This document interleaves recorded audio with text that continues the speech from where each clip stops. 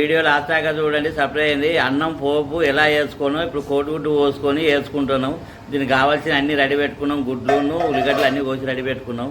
Stove అంటు పెట్టినాం. Stove పైన గిన్నె పెట్టుకున్నాం. అందులో కొంచెం నూనె పోసుకున్నాం. పోపిత్తులు, కళ్యామాకు, ఉల్లిగడ్డలు ఇలా దూరగా గోలించుకోవాలి.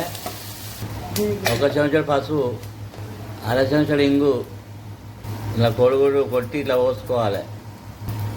ఇలా ఇందులో 4 కోడిగుడ్లు పోసుకోవాలి. ఇందులో కోడిగుడ్డు పోసుకున్న తర్వాత దీన్ని ఒకసారి ఇలా కలపాలి. కొంచెం అంత ఉప్పు చల్లుకోవాలి.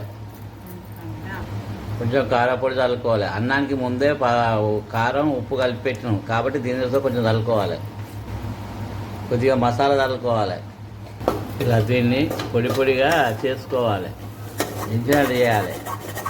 ఇందులో ఈ అన్నం వేసుకోవాలి. ముందుగానే కారపొడి, ఉప్పు, మసాలా, అల్లం వెల్లిపాయ కలిపింది.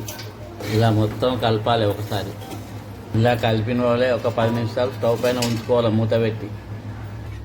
కోడిగుడ్డ పోపన్నం రెడీ అయింది. ఇలా కలుపుకోవాలి. స్టవ్ ఆఫ్ చేయాలి, దించుకోవాలి.